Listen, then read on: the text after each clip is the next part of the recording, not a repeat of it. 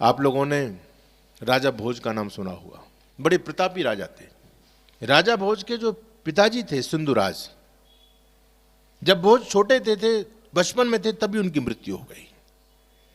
लेकिन मरने से पहले उनके पिता ने अपने भाई मुंज को अपने पास बुलाया। मुंज बड़ा धर्मात्मा था, सिंधुराज भी बड़े धर्मात्मा राजा थे, उनके छोटे भाई मुंज भी बड़े धर्मात्मा थे। कहने लगे सिंधुराज भैया, मैं अब दुनिया से जा रहा हूं,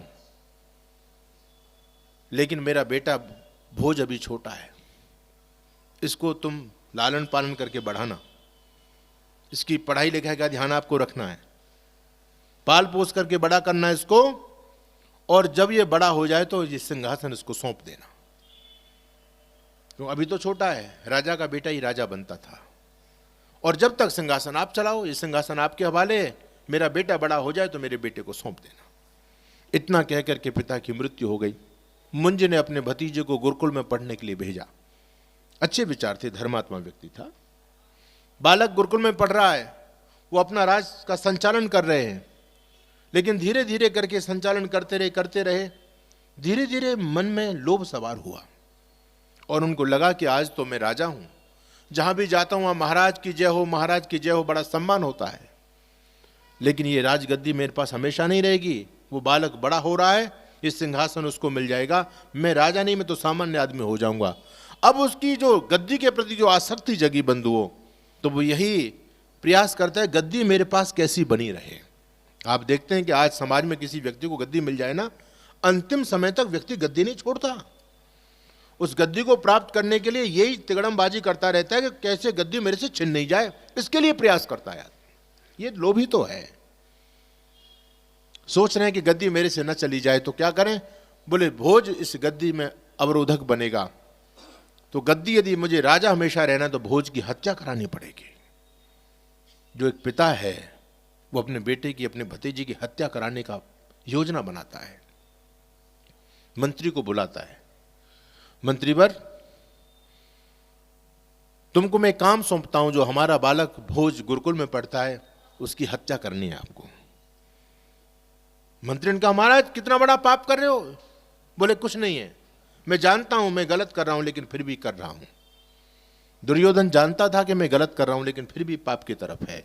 जानामि धर्मम न च मे प्रवृत्ति, जानामि अधर्मम न च मे निवृत्ति।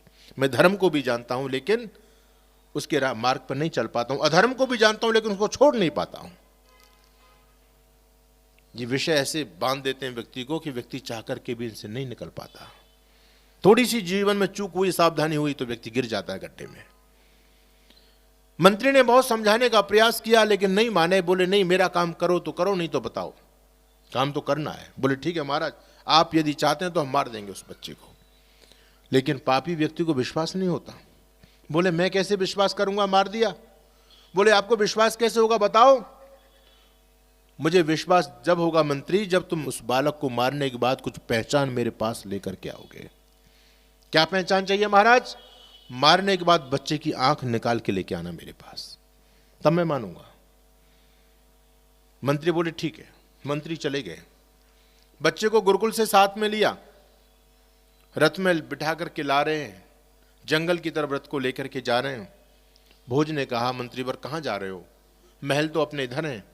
बोले कोई बात नहीं, अभी इधर काम है, उसके बाद लौट करके चलेंगे। जब जंगल में एक सुनसान जगह पर पहुंचे, वत्सराज मंत्री, उन्होंने रथ को रोका और कहा कि भोज बेटा, आज तुम्हारे जीवन का अंतिम दिन है।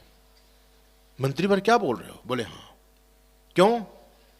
तुमको मृत्यु की सजा मिल चुकी है। तुम्हारा जो चाचा राजा है मुंज, वो तुमको अपने मार्ग से हटाना चाहता, तुम्हारी हत्या कराने का आदेश उसने दिया है। बालक ने पूछा क्यों हत्या कराना चाहता? बोले उसको गद्दी चाहिए, बस इतनी सी बात। गद्दी के लिए मुझे मारना चाहते हो तो गद्दी वो हमेशा रहे हैं, मैं क्या करूं, गद्दी मुझे नहीं चाहिए। बोले उसको विश्वास नहीं है, इसलिए तुमको मारने की सजा दी है, उसकी मृत्युदंड की सजा आपको दी है। भोज ने कहा कि मुझे आप छोड़ दो, मैं कभी लौट करके नहीं जाऊंगा। उससे कह देना कि मैंने मार दिया उसको, और मैं आपको वचन देके जाता हूं कि कभी अपनी राज की सीमा में नहीं आऊंगा लौट करके।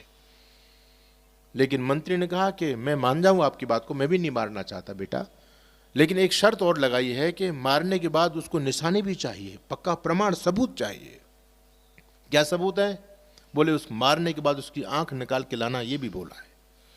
बालक बड़ा होनहार बुद्धिमान कहता है, मंत्री वर एक काम करो, मुझे तो छोड़ दो, मेरा जीवन बड़ा कीमती है, कुछ राष्ट्र और समाज के काम आएगा। अगर चाचा के मन में ऐसा भय है कि कहीं भोज दोबारा ना जाए, उसको सबूत चाहिए मेरी मौत का। आदमी जैसी आंखें हिरण की होती हैं, हिरण की आंख बहुत सुंदर होती हैं, आप किसी मृग की आंखें निकाल के ले जाओ और कह देना कि हमने भोज को मार दिया। मंत्री को आइडिया अच्छा लगा, मंत्री बड़ा धार्मिक था कि ठीक है बेटा, अब लेकिन तुम दोबारा मत आना लौट करके। बोले हाँ, हम नहीं आएंगे। जब मंत्री जाने लगा तो उसने कहा कि मंत्रीवर एक काम और करना, मेरे चाचा के लिए मेरा एक संदेश भी दे देना। जा तो रहे हो, आप तो चाचा को ये कहोगे मैंने मार दिया, लेकिन आप जाकर के मेरा संदेश मेरे चाचा तक पहुंचा देना, मुंजी तक।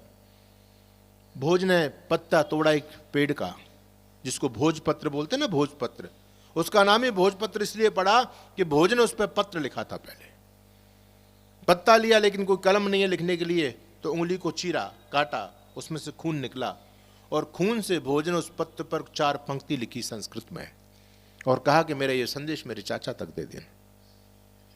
मंत्री जब राजा के पास में आए तो राजा ने कहा कि हाँ मंत्री पर हो गया काम, मार दिया भोज को? बोले मार दिया। पक्का? बोले हाँ। निशानी? ये लो आंखें। कितना भी पापी व्यक्ति हो एक बार तो भावुक हो ही जाता है, उसका रक्त था, संबंध था। बोले मार दिया? बोले हाँ। मंत्री जब आप उसको मार रहे थे तो कुछ कह रहा था क्या? बोले महाराज, मरने से पहले आपके लिए एक संदेश दे करके गया है भोज। क्या संदेश है? ये रहा संदेश। भोजपत्र सामने किया। उस बालक राजकुमार भोज ने उस पत्ते पे लिखा था, मांधा ताच मही पति कृत युगे लंकार भूतो गता सेतुर ये न महो दधो विरचिता क्वासौ दशास्यांतका अन्ये चापि युधिष्ठिर प्रवृतयो याता दिवंग भूपते नई के नापि समम गता वसुमति मुंज त्वया यास्यति। इसका मतलब है उस बालक ने लिखा था, मानधाता च मही पति कृत युगे, सतयुग में मानधाता नाम के बड़े प्रतापी राजा हुए। इतने बलवान शक्तिशाली राजा थे कि जिनका नाम सुनकर के तीनों लोग हिल जाया करते थे। वो मानधाता भी जब दुनिया से गए तो खाली हाथ गए, इस धरती को वो भी अपने साथ लेकर के नहीं जा पाए। लंकार भूतोगता सेतुर्येन दधो विरचिता, समुद्र पर सेतु बांध करके रावण का संहार करने वाले प्रभु श्री राम, वो भी इतने बलवान राजा थे, इतने बलवान राजा थे कि रावण जैसे पापी का अंत कर दिया। लेकिन जब राम भी दुनिया से गए तो वो भी खाली हाथ गए, वो भी इस धरती को अपने साथ लेकर के नहीं जा पाए। युधिष्ठिर, भीम, अर्जुन जैसे बड़े बड़े गदाधारी और धनुर्धारी जिनके शरीर में इतनी ताकत थी, वो भी जब दुनिया से गए तो वो भी खाली हाथ गए, इस धरती को अपने साथ लेकर के नहीं जा पाए। नहीं के नापि समम गता वसुमति, ये वसुमति, ये धरती किसी के साथ नहीं गई। लेकिन मेरे चाचा मुंज, मुझे विश्वास है तुम जब दुनिया से जाओगे तो धरती को अपने साथ तुम जरूर ले जाओगे। नई के नापि समम गता वसुमति मुंज त्वया यास्यति, है मुंज, ये धरती तुम्हारे साथ जरूर जाएगी। जब ये बात उसने सुनी तो रोता है, परेशान होता है, मैंने कितना बड़ा पाप किया, लोभ के चलते मैंने इतना बड़ा पाप कर दिया। बंधुओं, बात याद रखना कि जब लोभ व्यक्ति के जीवन में प्रवेश करता है तो व्यक्ति अंधा हो जाता है। तो वेद हमारी आंख खोलने का काम करता है। वेद कहता है माग्रह लोभ मत करो, जो कुछ भी मिला है भगवान का प्रसाद मान करके समाज राष्ट्र की सेवा में लगाते रहो। बाकी कितना भी लोभ कर लो, कितना भी लोभ कर लो, एक दिन सब कुछ धरा रह जाना है, साथ कुछ नहीं जाना है। और जो चीज़ साथ जानी है उस पर व्यक्ति का ध्यान नहीं है।